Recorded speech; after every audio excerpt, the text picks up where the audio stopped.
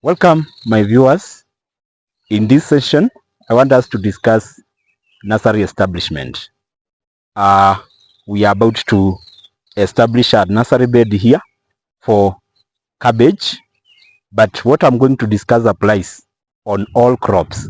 Remember, there are different crops, not just cabbage, there are other crops, which we normally recommend that you start with a nursery, then you proceed to transplant the seedlings from the nursery now to the main seed bed or to the farm. So I've realized or I've come across many farmers. Some of them, they don't know what exactly are the practices that you need to follow so that you can get it right when establishing a nursery bed. The essence of establishing a nursery bed is to come up with healthy and strong and vigorous seedlings such that when you do your transplanting, the seedlings will not struggle during the establishment stage, and eventually they will grow and give you good yield. I remind you, my dear viewers, that everything about the yield starts at the nursery or at the propagation. I normally tell farmers during my training sessions that the big head size or the good yield from onion, all the good fruits we want to harvest either from capsicum or from tomatoes, we need to think about it. Or the very first time you need to think about that is when establishing your nursery bed or when you are preparing your seedlings. So come with me now as I take you step by step on what you are supposed to do when establishing a nursery bed. So there are several things you need to follow or you need to adhere to when it comes to nursery bed. First of all is the width of the nursery bed. Uh, the width actually is supposed to be 1 meter, and maybe just a simple measurement using the rake I'm holding. This is actually, by estimation, it's 1 meter. So that's the width. And why is it so? Because we'll do our seeds and then the seedlings will germinate, and then there will be other activities like weeding, like even spraying and all that. So you need to maintain a reasonable width such that when you are carrying out weeding, it is very simple and you will not be forced to maybe step inside the nursery, all that, and then all the activities you'll do them with a lot of ease. The second thing about the length, the length can be any reasonable length. Then you realize that the bed is raised. A nursery bed actually is supposed to be raised, but you raise it, but on top it's supposed to be a bit sagging. The reason for the raising normally has to do this has to do with the drainage, because where you have or at the farm, you never know, maybe you might experience some heavy rains and you don't want your seeds to be washed away. The reason as to why we need to also have them sunken is because even you yourself, when you are watering, when you are doing your irrigation, again, you don't want to irrigate and then you have some seeds washed away. That happens if the nursery bed happens to be carved. I understand that we all know the difference between sunken and carved. For a nursery bed which is carved, you'll end up with your seedlings are likely to be washed when you are doing your irrigation or even during the rains. The other issue is the choice of the place where you are establishing your nursery bed. Where possible, it should be an open place like this one. We don't have trees and we don't have buildings very close. It should be very open. Reason being, the seedlings will germinate, and just like any other crop at establishment, it will require sunlight and all that. So the place needs to be open like this. Then what you will see where we are. The other thing is about the soil which we are going to use. The soil, where possible, you need to do your nursery with a soil which does not have what we call the weed seeds, because weeds actually is the main challenge when it comes to nursery bed management. So that's why sometimes we recommend that you can use the topsoil from the forest. That's soil which is free from weed seeds, just to eliminate or to mitigate on the weed menace when it comes to the nursery management. The other issue is now when you are establishing your nursery, after you have raised it and you have the soil with you, we normally do application of manure. How do we do it? I have some manure here with me, so maybe just to for demonstration purpose, you are supposed to broadcast, just broadcasting, as simple as that. Then after you have done your broadcasting, you are required to mix the soil with the manure, and it's not just mixing, actually it's incorporating. You incorporate it thoroughly. This is just for demonstration purpose, just to show you. So the essence is to incorporate the manure with the soil, and I normally explain it in very simple.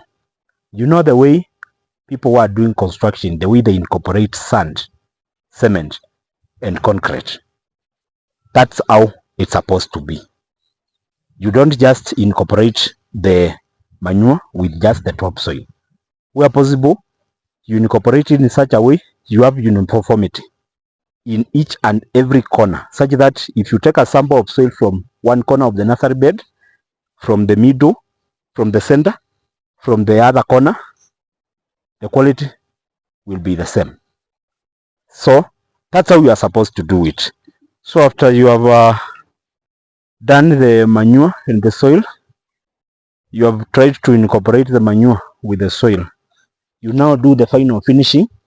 The final finishing is where you ensure that your bed now, the final appearance is raised but sunken on top. So this is what now I'm doing, because before now we can proceed to the final stage, where now we do the actual seeds planting. That's it. So now we can move to the seeds planting. So the next thing is now the actual planting of the seeds, and this is where we start. You start by making some shallow rills or furrows, just a depth of like 2 centimeters, and then from one furrow to the other, the distance can be 10 centimeters. Reason being, we don't want the seedlings, once they germinate, to start competing, and this happens when you overcrowd the seedlings. They start competing. Again, if you also overcrowd the seeds, you will also struggle with some fungal diseases like dumping off. So to avoid that, just ensure that the seedling population is good, or just eliminate that overcrowding and that unnecessary competition. So the next thing after you have made the furrows is now the actual planting of the seeds. Seeds are becoming very expensive, especially the hybrid, like the seeds I'm holding here, or the ones we are planting. These are sachet of 10,000 seeds. So from our nursery, if we are to plant these seeds here, we are looking forward to attain a good germination percentage. A good germination percentage is at least 80-90%. And mind you, this is the reason most farmers are taking their seeds to propagation centers. Why? Because they cannot achieve a significant germination percentage. You buy 10,000 seeds, very expensive. Then you come and do your nursery. You don't follow the right practices or the ideal practices, and you end up with very few seedlings. From 10,000 seeds planted, you end up with less than even 5,000. And to me, that is a loss to a farmer. So you have to do everything bit by bit. Take your time and ensure you are following the right practices or the right steps. So let's start planting our seeds. My practice, I always recommend that if your seed is in a sachet, you can just transfer the seed into an open container or jerry can, just to make it very simple. And then now, just to show you now, this is cabbage seeds. These are 10,000 seeds. This amount of seeds you see, this is now 10,000 seeds. So when it comes now to the planting again, here I've explained very well that one of the things you need to have in mind or to take care of is the germination percentage. So how do we place them? We don't have actual spacing for the seeds when planting. I cannot tell you from one seed to the other, this is how much you need to the spacing. For example, like from one seed to the other, you need to have 10 centimeters, 2 centimeters, or 1 centimeter. We really don't have, but we just use as simple logic. What we are trying to avoid is overcrowding the seeds. How do we ensure that? Just ensure that the seeds, in Swahili we say azilaliani. The seeds are not azilaliani. You don't have seeds on top of each other. So what you do, you just place them gradually, slowly. Take your time. Kwa taratibu, if I can use a bit of Swahili. Yeah, you don't have to use you don't look at your nursery, or maybe you assume that the nursery you are prepared should be enough to all the seeds. It doesn't have to be like that. You can still prepare another nursery bed just in case you realize that you have planted and the seeds are remaining. You don't have to go back and put more seeds. You'd rather just do the right thing, avoid overcrowding, and achieve a good germination percentage. Because again, the other option, as I've said, would be going the propagation way. I'll do a video or a clip to explain what happens when you go to propagation, especially when it comes to cabbage. From my videos, you can see I did one just to help onion farmers, because I realized most farmers were really wasting a lot of money or incurring losses. So I did a video to explain between establish your own nursery bed or going the propagation way when it comes to onion. And I'm happy farmers have watched it and they have appreciated the information.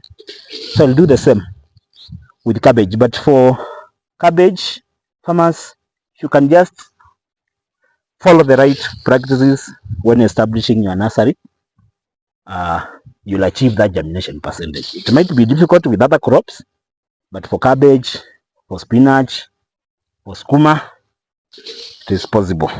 So after now we have planted our seeds, the final stage is now we don't leave them exposed. You have to cover them. So when it comes now to covering the seeds, again you cover them just slightly. There are two ways farmers do it. There are those who take soil and then they do it like this. It's still applicable, but the essence is don't place a lot of soil on top of your seeds. It will affect their germination. These seeds, we expect them to start germinating by 4 days. At least for the 4th day or the 5th day, they should be. So the other method of doing it is this method where you just try to use your fingers slowly, and then you cover the seeds. If you realize there is a big soil clod like this one, you throw it away, then you proceed. If you don't do that, that alone can affect germination of several seedlings. It can actually affect germination of like several seedlings, and we have talked about the whole essence of doing this, or what you should be having in mind is achieving a good germination percentage, and at the same time coming up with very healthy and vigorous seedlings. These are quality of seedlings which once you transplant, they will establish very fast, and they will eventually give you a good yield. If I can repeat, the very big heads we want to harvest, or the very good percentage uniformity you want to achieve when harvesting, we start working on it right away at the propagation. Whether it's a professional propagation unit, or it's the nursery bed you are establishing at your farm. So the final touches, after you have covered your seeds with slightly with soil, you do mulching. So mulching, we can either use shade nets, or you can use the natural one like grass. And this is how we do it. And from experience, if you are using the natural one, it works better. The seedlings will come out very strong. Again, if you don't have access to the natural, like this grass we are using, again you can use shade net. If you are using shade net, this is practical experience because I've established so many nurseries. We have black shade nets, we have green ones. Again, for some reason which I'll not even explain, green shade net also produces better looking seedlings. Also, germination takes place within a very short time, and the seedlings are also very healthy. The green shade, that's practical experience. That one I discovered when we were establishing a nursery, an onion nursery seedling with one of my farmers. So this is mulching, and mulching is good because in case of rains, like right now it is raining a lot. You realize your seedling cannot be washed, or just in case of any other things, your seedlings are well covered. That's before they germinate. This mulching is supposed to stay here up to you need to come and start checking whether your seeds are germinating after 4 days. Once you realize that your seeds are germinating, it's advisable you do away with the mulching. So what you do after you have done away with the mulching, you can now have a shade net, because it's not just about the rain. You need also to protect your seedlings even against the in case there is very scorching or hot sun. Yeah, the seedlings, remember, they are very tender. The scorching sun is also a big danger to them. So again, once you have done away with the mulching, after you have removed the mulch, that's when they are germinated. It's advisable you put a shade net or a shelter.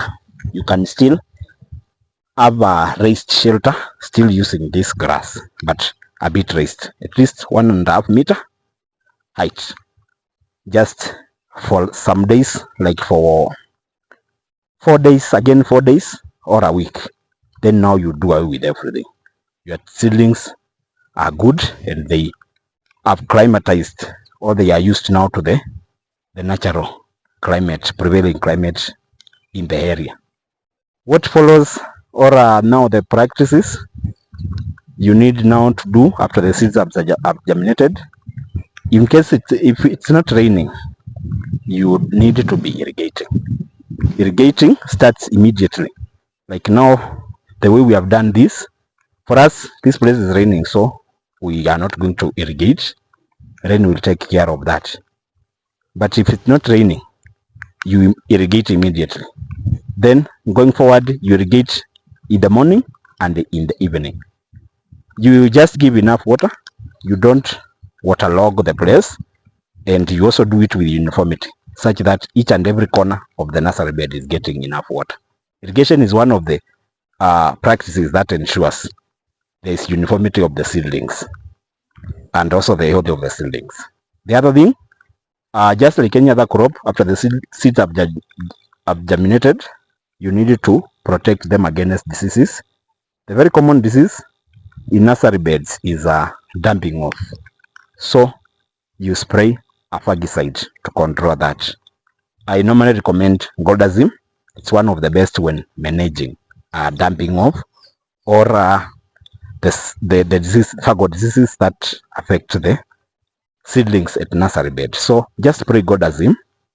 You can do it like weekly, and that's when the seedlings are a bit established. Again, you can also have some instances of pest attack or infestation. You also spray an insecticide. A very common question farmers normally ask me, do we do fertilizer? Do we apply fertilizer? Or do we spray foliar feeds on seedlings when they are at nursery bed? I normally tell them, for fertilizer, it's unnecessary. Just use well decomposed manure, incorporate it with soil the way I did show you.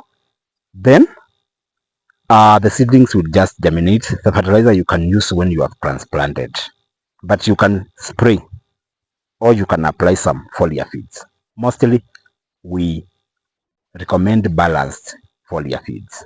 We don't recommend either nitrogenous or high in potassium or high in phosphorus. Just have a foliar feed which is balanced in when it comes to the NPK composition.